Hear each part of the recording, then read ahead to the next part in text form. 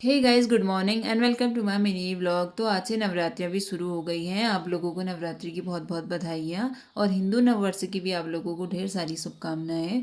तो मैं आ गई थी यहाँ पे नहा धो के पूजा करके ये कपड़ों की तय लगाने के लिए, क्योंकि ये 2-3 दिन से कपड़े ऐसे ही जमा करते रह रही थी। मैं कल करूँगी लेकिन मेरे को टाइम ही नहीं हो रहा था।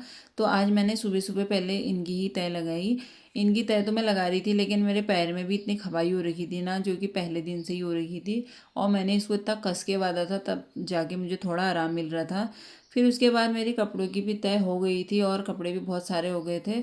इनकी तय करने के बाद फिर मैंने दिन के टाइम पे बाहर से बैठ के खाया संतरा।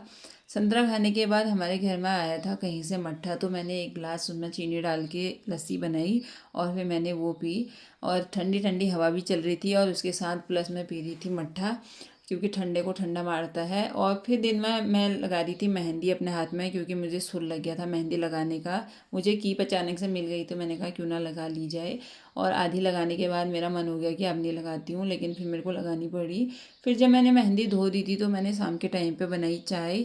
और ये जो मैंने मेहंदी धोई थी वो कुछ ऐसी दिख रही थी, क्योंकि मुझे ना चुड़फुड़ी हो गई थी इसे धोने की।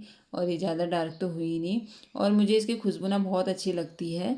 आजकल पहाड़ों में ऐसा मौसम हो गया है ना, बिल्कुल मतलब ठंडा हो गया है। मार्च में हमें जनवरी या दिसंबर याद आ रहा है, क्योंकि ना बहुत ठंडा सा हो जा रहा है। जिनने सॉल वॉल संभाल दिए थे उनके वापस से निकल गए हैं। लेकिन अच्छा ही है कि अभी से मौसम ऐसा हो रखा है। अगर अभी से अगर गर्मी होगी तो जून में तो हमारा बुरा हाल हो जाएगा। अब वैसे तो लोगों को गर्मी यहाँ लगती नहीं है, लेकिन हम लोगों को तो लगती ही है हमारे अकॉर्डिंग। और आम में भी अब बौर आने लग गया है।